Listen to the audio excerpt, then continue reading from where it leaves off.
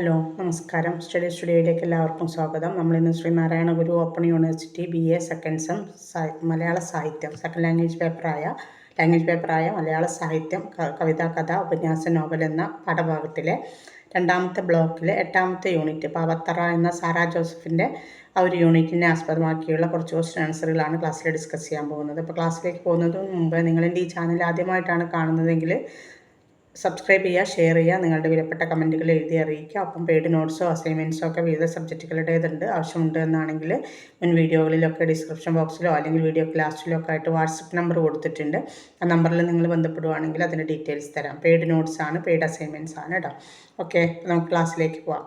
ഇതിൽ പാവത്തറ Sarah Joseph എഴുതിയതാണ്. 1946 കേട്ടോ. അതിൽ 2 മാർക്കിൻ്റെ ഒരു ക്വസ്റ്റ്യനാണ് ആദ്യം പറയാൻ പോകുന്നത്. ശ്രദ്ധിക്കുക.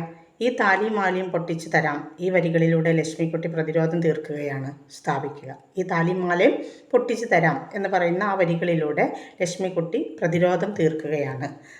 സ്ഥാപിക്കുക അല്ലെങ്കിൽ സമർത്ഥിക്കുക എന്നാണ് ആൻസർ. പാവത്തറ എന്ന കഥ സമൂഹത്തോട് പറയുന്നത് സ്ത്രീ പ്രശ്നങ്ങളാണ്. അവിടെ പൈശാചികവും നിർഭയവുമായ ഇത്തരം പ്രവണതകൾക്ക് നേരെ കഥാകാരി ഉയർത്തുന്ന പ്രതിഷേധമായിരുന്നു ലക്ഷ്മിക്കുട്ടിയുടെ ഈ വാക്കുകൾ. കഴുത്തിലെ താലിയും മാലയും തരാം, പെണ്ണു പോക്കുന്ന നാട്ടിലേക്ക് എൻ്റെ കുഞ്ഞിനെ എത്തിച്ചു തരുമോ എന്ന് പതിച്ച് മുത്തുവേടത്തിയോടുള്ള വാക്കുകളാണ് ഇത്. ആരുടെ വാക്കുകൾ? ലക്ഷ്മിക്കുട്ടിയുടെ വാക്കുകളാണിത്. തൻ്റെ കുഞ്ഞു ജീവനെ എന്ത് ചെയ്യണം? അവളെ അല്ലെങ്കിൽ കുഞ്ഞു ജീവനെ എന്ന് പറയുമ്പോൾ അതാരാണ്? പെൺകുട്ടിയാണ് അല്ലേ? മകളെ എന്ത് ചെയ്യണം? പോറ്റാൻ ആർത്തിയോടെ കേഴുന്ന ഒരു അമ്മയുടെ വിലാപമായിട്ടാണ് നമുക്ക് ഈ വരികളെ കാണാൻ കഴിയുക. ഒരു സ്ത്രീക്ക് താലിമാലയേക്കാൾ പ്രധാനമാണ് സ്വന്തം കുഞ്ഞാണ് എന്ന ഒരു പ്രതിഷേധ ധ്വനി ഈ വാക്കുകളിലൂടെ എഴുത്തുകാരി വെളിവാക്കുന്നുണ്ട്. ഇത്രയും അതിൻ്റെ ആൻസറായിട്ട് കൊടുക്കുക കേട്ടോ. ഇനി ഇതിലൊരു എസ്സേ ക്വസ്റ്റ്യനാണ്, 10 മാർക്കിൻ്റെ ഒരു ക്വസ്റ്റ്യൻ. അതിലും ഈ ഒരു ഭാഗം വരുന്നുണ്ട്. അപ്പോൾ ഞാൻ ഒന്നുകൂടി പറയാം കേട്ടോ. ചോദ്യം എന്താണ്? സ്ത്രീ അതിജീവനത്തിൻ്റെയും പ്രതിരോധത്തിൻ്റെയും അടയാളപ്പെടുത്തലാണ് സാറാ ജോസഫിൻ്റെ പാവത്തറ എന്ന കഥ. ആ കഥയെ മുൻനിർത്തി വിശദമാക്കാനാണ്. അപ്പോൾ അതങ്ങനെയാണ് ആ കഥ എന്നുള്ളത് നമ്മളോടൊന്ന് വിശദീകരിക്കാനാണ് പറയുന്നത്. അപ്പോൾ ആൻസർ, മലയാള സാഹിത്യത്തിലെ ആധുനികതയുടെ കാലഘട്ടത്തിലെ പ്രധാന സാഹിത്യ പ്രവണതകളിലൊന്നാണ് സ്ത്രീ പ്രശ്നങ്ങൾ അല്ലെങ്കിൽ പെണ്ണെഴുത്ത് എന്ന് പറയുന്നത്. പെൺകുഞ്ഞുങ്ങളെ പ്രസവിക്കുന്നത് വലിയ പാപമാണ് എന്ന് കരുതുന്ന പാലക്കാട്ടെ ഒരു ഗ്രാമത്തിൻ്റെ കഥയാണ് പാവത്തറ. ഗർഭത്തിലിരിക്കുന്ന കുഞ്ഞ് പെണ്ണാണെന്നറിഞ്ഞാൽ എന്താണ്? ഭ്രൂണഹത്യ നടത്തുന്നു അവിടെ. പെൺകുഞ്ഞിനെ ഗർഭത്തിൽ പേറുന്ന പെണ്ണിനെ ആ നാട് മുഴുവൻ വെറുക്കുന്നു. സ്വന്തം ചോരയിൽ പിറന്ന കുഞ്ഞ് പെണ്ണാണെന്നറിഞ്ഞാൽ പാവത്തറയിലെ ശിലയിൽ കുഞ്ഞിനെ എറിഞ്ഞുകൊല്ലുന്ന ഒരു ഗ്രാമമാണത്. പെൺഭ്രൂണഹത്യ, ലിംഗനിർണയം, സ്ത്രീധന സമ്പ്രദായം എന്നിവ സജീവമായി നമ്മുടെ സമൂഹത്തിൽ ചർച്ച ചെയ്യപ്പെടുന്ന വിഷയങ്ങളാണ്. ഇന്ത്യ രാജ്യം പല കാര്യങ്ങളിലും പുരോഗമിച്ചിട്ടുണ്ടെങ്കിലും സ്ത്രീകൾക്കെതിരെ നടക്കുന്ന കുറ്റകൃത്യങ്ങളുടെ കാര്യത്തിൽ ബഹുദൂരം മുന്നിലാണ്. സ്ത്രീക്ക് നാവുണ്ടാവുന്നതും അവൾ സ്വന്തം ഭാഷ അന്വേഷിക്കുന്നതും സംസ്കാരത്തിലെയും ചരിത്രത്തിലെയും സ്വയം സ്ഥാനം നിർണ്ണയിക്കുന്നതും പ്രധാനപ്പെട്ട സംഗതികളാണ് എന്ന് പ്രഖ്യാപിച്ച എഴുത്തുകാരിയാണ് സാറാ ജോസഫ്. ലിംഗപരമായ മേധാവിത്വത്തിന് കീഴിൽ സ്വന്തം ശരീരത്തിന്മേലുള്ള നിർണയ അവകാശം പോലും സ്ത്രീക്ക് എന്ത് ചെയ്തിട്ടുണ്ട്? എടുത്തു കളയപ്പെടുന്നു. അല്ലെങ്കിൽ എടുത്തു കളയപ്പെടുന്ന പെണ്ണിൻ്റെ ലോകത്തെക്കുറിച്ചാണ് ഭയമില്ലാതെ സാറാ ജോസഫ് എഴുതിയിട്ടുള്ളത്. പെണ്ണ് പൂക്കുന്ന നാട്ടിലേക്ക് പറത്തിവിടാൻ ഭ്രൂണത്തിന് അടയിരിക്കുന്ന അമ്മമാരുടെ കഥയാണ് പാവത്തറ. പെൺകുഞ്ഞുങ്ങൾ പിറക്കുന്നത് ശാപമാണ് എന്ന് കരുതുന്ന ഒരു വിഭാഗത്തിൻ്റെ ചെയ്തികൾ ആ ചെയ്തികളെ വരച്ചു കാട്ടുകയാണ് സാറാ ജോസഫ് എന്ന എഴുത്തുകാരി പാവത്തറ എന്ന കൃതിയിലൂടെ ചെയ്യുന്നത്. നിരന്തരം പീഡനങ്ങളും അവഗണനകളും അനുഭവിക്കുന്ന സ്ത്രീകളുടെ പക്ഷത്തിൽ നിന്നുകൊണ്ട് അതിൻ്റെ ഭീകരതയും നിർഭയത്വവും ആവിഷ്കരിച്ചിരിക്കുകയാണ് ഈ കഥയിലൂടെ. ലിംഗനീതിയുടെ കാര്യത്തിൽ അന്നും ഇന്നും നീക്കി നിർത്തപ്പെടുന്നത് സ്ത്രീകളെ തന്നെയാണ്. കുഞ്ഞായിരുന്നവൾ പിന്നീട് അമ്മയായി മാറിയപ്പോൾ അവൾക്ക് സമൂഹം എന്താണ്? ജീവൻ ബാക്കി വെക്കുന്നു എന്നേ ഉള്ളൂ എന്നാണ് സാറാ ജോസഫ് പറയുന്നത്.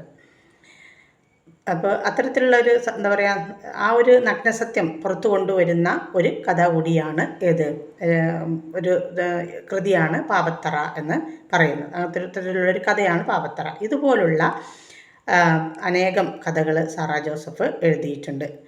അപ്പോൾ ഇത്തരത്തിലുള്ള നിരാകരണങ്ങളിൽ നിന്ന് സമൂഹത്തിൻ്റെ പ്രതികരണ രീതി നമ്മൾ ആണിനും പെണ്ണിനും ഒന്ന് തന്നെയാണ്. പക്ഷേ ഇവിടെ എന്താണ്, ഇവിടെ ആവശ്യം പെൺകുഞ്ഞാണ്. എന്നാൽ എന്താണ്, അല്ലെങ്കിൽ കുറ്റക്കാരി ആരാണ്, പെണ്ണ് മാത്രമാണ്. ആണുങ്ങൾ മേധാവിത്വത്തിന് ആവശ്യക്കാരി ആരാ, പെണ്ണാണ്. പുരുഷനും ആരാവശ്യമുണ്ട്, സ്ത്രീ ആവശ്യമുണ്ട്. പക്ഷേ കുറ്റക്കാരിയായി മാറുന്നതും ആര് തന്നെയാണ്, പെൺകുഞ്ഞുമാണ് കേട്ടോ. അതാണ് നമ്മൾ ആലോചിക്കേണ്ടത്. സ്ത്രീ ഒരു വെറും കാമത്തിന് മാത്രം ഉപയോഗിക്കുന്ന ഒരു വസ്തുവായിട്ട് കാണാനാണ് ആഗ്രഹിക്കുന്നത് എന്നുള്ളൊരു ധ്വനിയാണ് അതിലൂടെ വരുന്നത് കേട്ടോ. വയറ് കണ്ട് ലിംഗനിർണ്ണയം നടത്തുന്ന വയറ്റാട്ടിമാർ ഒരു കാലത്തിൻ്റെ നാട്ട് കാഴ്ചയാണ്, അല്ലെങ്കിൽ ഒരു നാട്ടുനടപ്പ് പ്രകാരമുള്ളൊരു കാഴ്ചയാണ്. ഇവിടെ അങ്ങനെ ഒരു പെണ്ണുമുണ്ട്. ആരാണത്? അങ്ങനെ ഒരു കഥാപാത്രമാണ് ആര്, മുത്തുവേടത്തി. സ്ത്രീപക്ഷം രചനകളിലെ സമദൂരം ആണ് എന്നും സാറ ജോസഫിൻ്റെ എഴുത്തുകളിൽ നമ്മൾ കാണുന്നത്. പെണ്ണിന് പിറണ കൊടിച്ചിയെ അല്ലേ, ഭർത്താവ് പറയുന്ന പേര് എന്താണ്, ഈറ്റുപുരയുടെ സമീപത്തേക്ക് പെണ്ണിനെ പിറണ കൊടിച്ചിയെ എന്ന് പറഞ്ഞുകൊണ്ട് ഭർത്താവ് ലക്ഷ്മിക്കുട്ടിയെ നോക്കുന്നുണ്ട്, അല്ലെങ്കിൽ അത് അങ്ങനെ വിളിക്കുന്നുണ്ട്. ആ സമയത്ത് കഥാകാരി പറയുന്ന എന്താണ്, അവിടെ ഒരു പിശാചിനെ പോലെയാണ് എത്തുന്നത്, ഭർത്താവ് ഓടിയെത്തുന്നത്. അത് അപ്പോൾ അവിടെ നമുക്ക് കിട്ടുന്ന ആ പെണ്ണ് പറയണ കൊടിച്ചിയെ എന്നങ്ങനെ വിളിക്കുമ്പോൾ അതിൽ നിന്ന് നമുക്ക് കിട്ടുന്ന എന്താണ്, ഭർത്താവ് ലക്ഷ്മിക്കുട്ടിയെ സംബന്ധിച്ചിടത്തോളം ഒരു ദുഷ്ടനാണ് അല്ലേ. ആ ഒരു വാക്ക് പറയുന്ന ഒരു ദുസ്സൂചനയാണ് നമുക്ക് വായനക്കാർക്ക് സാറ ജോസഫ് അതിലൂടെ തരുന്നത്.